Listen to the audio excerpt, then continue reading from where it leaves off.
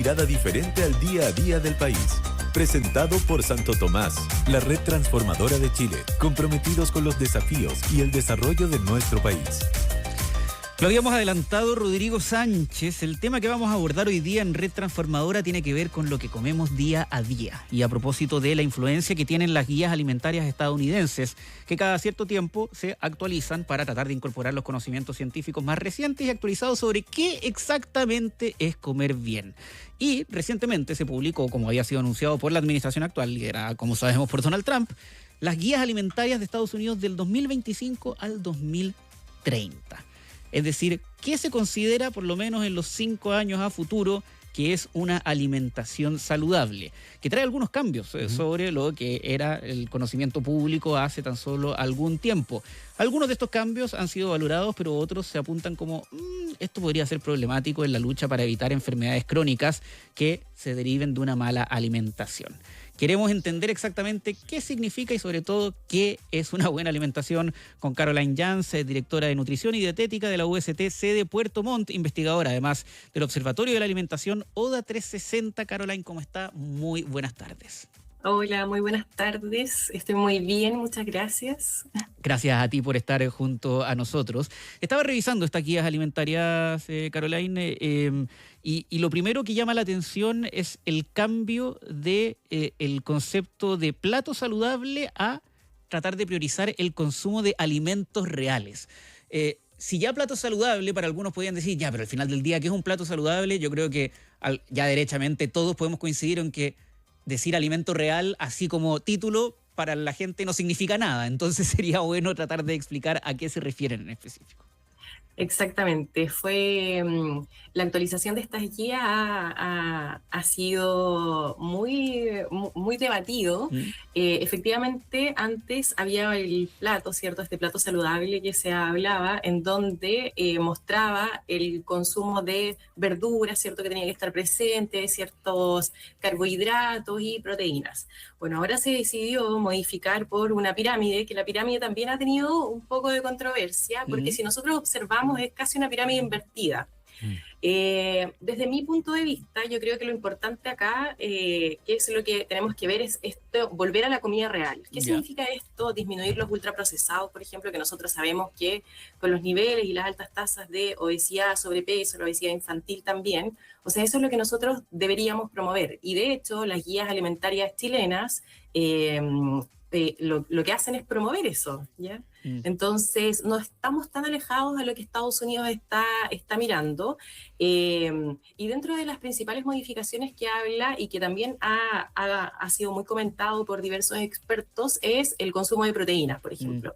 Antes, el consumo de proteínas que nosotros deberíamos consumir o que se recomendaban era 0,8 gramos por kilo de peso, ¿cierto? Lo normal. Y ahora ya se está hablando de un consumo elevado o más aumentado que eso, que habla de 1,2 a 1,6 gramos por kilo de peso, ¿ya? Entonces estamos hablando casi el doble.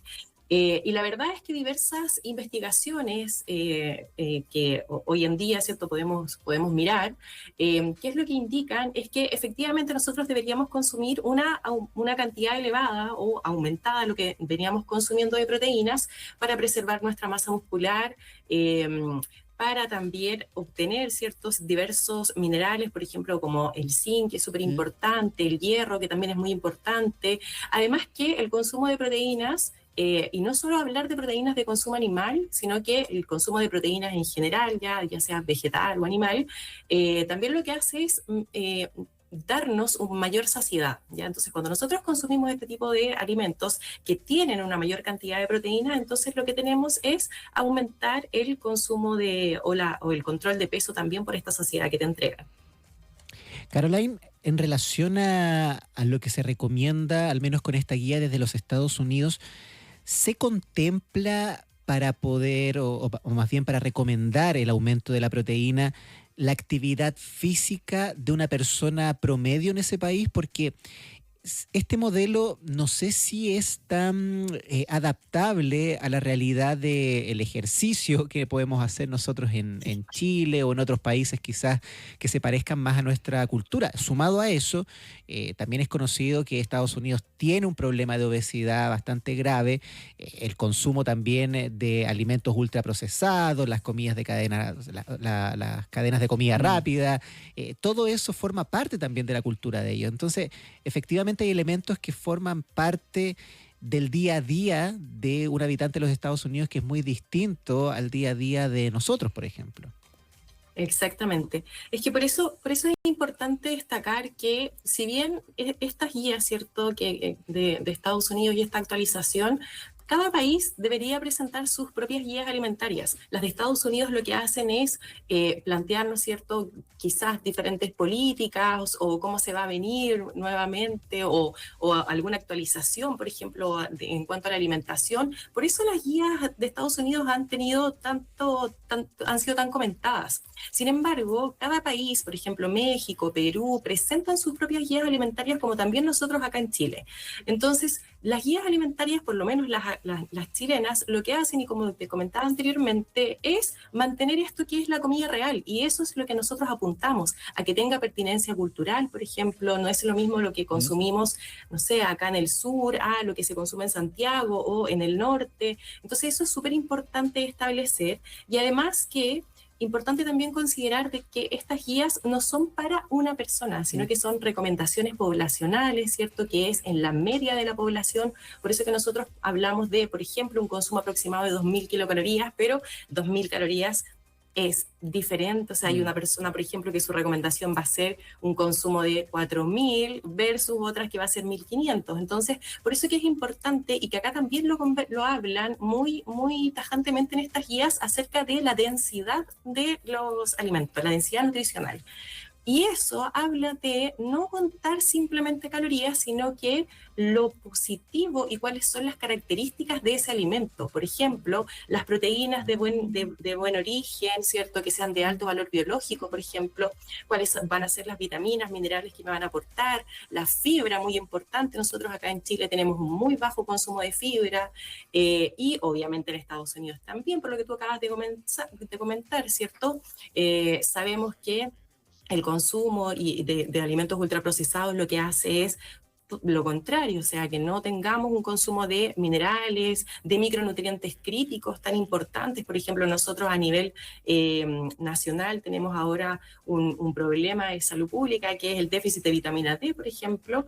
Entonces, así nosotros vamos contrarrestando y tenemos que ir resolviendo diversas problemáticas. Y por eso que el mensaje es claro, y el mensaje que también nosotros utilizamos acá en Chile es volver a lo natural, volver a lo real, a cocinar en casa, por ejemplo, y para eso nosotros tenemos que tener ciertas planificaciones que son parte de las estrategias que uno podría considerar. Es interesante lo que señalas, Caroline, porque yo he visto algunos nutricionistas que están muy ligados al mundo del deporte decir, miren, nosotros advertimos esto, la proteína había que aumentarla sí o sí, y claro, parece ser lógico si es que tenemos personas que practican deporte 3, 4 veces a la semana y que efectivamente necesitan una determinada cantidad de proteína o de carbohidratos para la regeneración muscular, pero una persona promedio en nuestro país que quizás no tiene una vida tan activa, que es más bien sedentario, ¿se le podría recomendar aumentar en cantidad considerable su ingesta de proteína durante el día? ¿No podría ser eventualmente quizás problemático en algún punto? Mira, podría ser, por eso que nosotros deberíamos consumir, y por eso que los nutricionistas lo que vemos es atender a esa persona individualmente. Porque, por ejemplo, si una persona presenta algún tipo de patología, o sea, yo no le puedo recomendar 1.6 gramos por kilo de peso si tiene, por ejemplo, una enfermedad renal. Entonces, va a depender de cada persona. Lo que sí es importante es que estas recomendaciones hablan, y qué es lo que hay que rescatar acá, es el consumo de alimentación variada. Por ejemplo, si nosotros hablamos del consumo de proteínas, que es lo más comentado, las proteínas nosotros podemos obtenerlas de diferentes fuentes. el huevo, por ejemplo, los lácteos, los cárnicos, los mariscos. Entonces, si nosotros vemos por ese punto de vista, claro, no vamos a aumentar probablemente a 1,6 gramos por kilo de peso, pero si nosotros nos empezamos a enfocar en la calidad y en los diferentes tipos de alimentos, entonces sí vamos a obtener otros tipos de beneficios. Y como te digo, o sea, aquí la característica individual es súper importante, y si yo soy una persona que además tengo alguna patología, entonces sí o sí tengo que evaluarme o tener alguna opinión de un profesional competente con el área. O sea, pareciera importante, Caroline, entender que las recomendaciones son líneas generales para, de todas formas, la realidad particular que pueda vivir cada uno, ¿no? Y es ahí en donde hay algunas personas que les puede significar efectivamente un beneficio muy grande incorporar más carnes rojas a su dieta, pero para otros que tienen ciertas condiciones, eventualmente podría ser un riesgo. Y de hecho ahí, por ejemplo, el consumo de carnes rojas también hay que tener cuidado, porque nosotros sabemos que el consumo de carnes rojas está documentado de que aumenta, por ejemplo, las enfermedades cardiovasculares, aumenta cierto tipo de cáncer como el cáncer de colon, pero no hay que satanizarla, sino que el consumo, o sea, yo consumiendo una vez a la semana obtengo los beneficios que me entrega el consumo de carnes rojas, por ejemplo, ¿ya? Pero también es importante el consumo de proteína vegetal, o sea, las legumbres, súper importante, la semilla, los frutos secos, que además nos entregan grasas de buena calidad. Entonces, eso igual es importante mencionarlo, y ahí la educación es vital. Y lo otro es que el consumo, por ejemplo, que hablan y que acá lo que hacen las guías americanas, ¿cierto?, es exponer y presentar esto como aumentar el consumo de carnes. Bueno, también hay que tener ciertos cuidados por el tema ambiental, como te mencionaba, y además por el acceso que nosotros tenemos a ese tipo de alimentos también. O sea, acá en Chile es súper complejo, no todas las familias pueden consumir, por ejemplo, carnes, no sé, todas las semanas o 2 veces a la semana, entonces también hay que considerar eso. Por eso que te digo que la pertinencia que estas guías y la bajada de la información, el acceso a estos alimentos, como te digo, no todas las personas pueden acceder a todo lo que estamos hablando, ¿cierto? Ojalá todos podamos consumir salmón todas las semanas, Obvio. pero sabemos que no es así. Entonces eso también es importante considerar, y que también es importante que hayan políticas públicas, ¿cierto?, que nos permitan poder acceder a este tipo de alimentos y que no sean solamente para una parte de la población. Caroline, a mí me entraba la duda a propósito de que, claro, se actualizan estas guías y que uno entiende el perfil del presidente estadounidense, si estas guías no podían venir también con un poquito de sesgo, ¿no? Entendiendo que varias veces él se ha mostrado con bastante desdén hacia cualquier cosa que implique avance científico, conocimiento científico, o el basarse en los datos para cualquier tipo de cuestiones. Pero pareciera que las guías son bastante confiables, por lo menos por quienes las realizan. O sea, ¿sabes qué? Mira, yo soy más positiva en cuanto a sacar lo positivo de estas guías, pero no olvidarnos que nosotros acá en Chile tenemos nuestras propias guías alimentarias, ¿ya? Entonces, eso es importante. La actualización que nosotros tuvimos el 2023 de nuestras guías alimentarias también hablaba de lo mismo. Aumentar, por ejemplo, el tema de los lácteos. Muchas veces nosotros recomendábamos lácteos descremados, pero ya se sabe, y hay muchos estudios que lo evidencian, de que los lácteos, ojalá consumirlos enteros por el tema de la saciedad, por el consumo, ¿cierto?, de calcio y todas estas cosas. Entonces, ahora las guías americanas lo colocan, ¿cierto?, encima de la mesa, cuando en realidad nosotros ya estamos con esa mirada.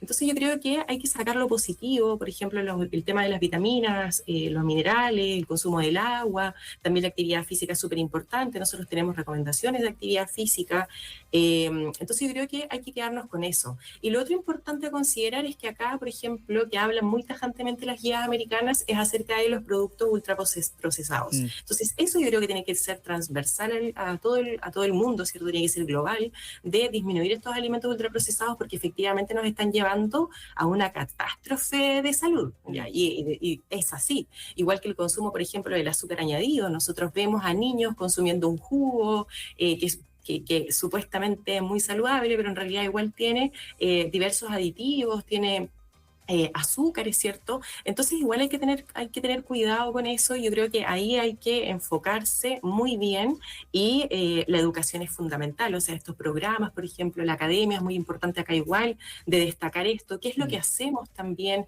Por ejemplo, acá nosotros hemos trabajado en aumentar el consumo del mejillón, de los choritos, aumentar el consumo de algas, por ejemplo. Acá en Puerto Montt tenemos el Centro Capia, que también lo que hace es promover el consumo de algas, potenciar y elaborar nuevos alimentos en base a esto, porque tampoco se habla mucho de esto. Entonces, sí es importante educar correctamente y mirar, yo creo, que el vaso medio lleno a que el vaso medio vacío. Sí es importante, por ejemplo, el tema de las proteínas, no es que consumamos mucha carne, no es así, hay que tener cuidado y eso hay que ser tajante también, hay que consumir carne, sino que ya aumentar las proteínas y sí está bien, pero las proteínas de todo tipo, no solo el animal, sino que también los vegetales, las legumbres, muy importantes. Nosotros tuvimos un año de las legumbres y aumentaron el consumo, entonces eso hay que ir potenciando. ¿Y las guías en Chile cada cuánto tiempo se actualizan, Caroline? Cada 10 años. El 2013 se actualizaron, luego el 2023. Ya, o sea, tenemos por lo menos 10 años de cierto consenso de efectivamente qué es lo que funciona. Y nuestras guías, tú mencionabas, claro, nosotros tenemos incluso algunos aspectos que venían hablándose hasta antes de que Estados Unidos las incluyera en sus nuevas guías. ¿Qué tan influenciables somos con respecto a lo que está pasando en el resto del mundo? ¿O efectivamente la guía se realiza tomando en cuenta solo la realidad local? No, mira, muchos países nos miran el tema, por ejemplo, de los sellos, o sea, fuimos uno de los primeros países, de ahí se sumó México, entonces también nosotros tenemos que considerar y tenemos que estar muy orgullosos de lo que tenemos y lo que hacemos, porque la verdad es que estamos muy, muy actualizados. Entonces, también es importante mirar, obviamente, lo que hace un país vecino, sacar lo mejor de ello, pero nosotros en Chile estamos muy avanzados, tenemos investigaciones de primer nivel y estas guías representan eso. Obviamente, dependiendo de la mirada que alguna persona tenga, siempre hay cosas que mejorar, ¿cierto? O sea, siempre, nada es perfecto, pero sí yo creo que hay que considerar todos estos aspectos positivos y hacer la bajada de la población. Yo creo que eso es lo más importante. ¿Por qué? Porque muchas veces hablamos, por ejemplo, ahora, no sé, muchos influencers o personas que no conocen mucho la disciplina o la nutrición dura, ¿cierto? No solamente hablar que hay que consumir calorías o bajar de peso, sino que efectivamente lo que realizan en nuestro organismo, todos estos nutrientes, macro y micronutrientes. Entonces yo creo que eso también es fundamental, de realizar esta bajada, de educar a la población efectivamente qué es lo que yo voy a obtener y no solamente hablar acerca de la obesidad. Entonces yo creo que también eso es fundamental y es muy importante, y ahí estamos al debe, pero vamos mejorando, obviamente. Caroline Jans, directora de Nutrición y Dietética de la Universidad Santo Tomás de Puerto Montt e investigadora además del Observatorio de la Alimentación ODA 360. Muchas gracias por habernos acompañado esta tarde. Que sea un buen fin de semana. Muchas gracias a ustedes, que estén bien. Chao. Chao, chao. Son las 7:29. Esto fue Red Transformadora, una mirada diferente al día a día del país. Presentado por Santo Tomás, la Red Transformadora de Chile, comprometidos con los desafíos y el desarrollo de nuestro país. Nos vamos a ir a la pausa escuchando al cantautor español Alex Ubago. Qué romántico. ¿Te gusta Alex Ubago, Rodrigo Sánchez? No, porque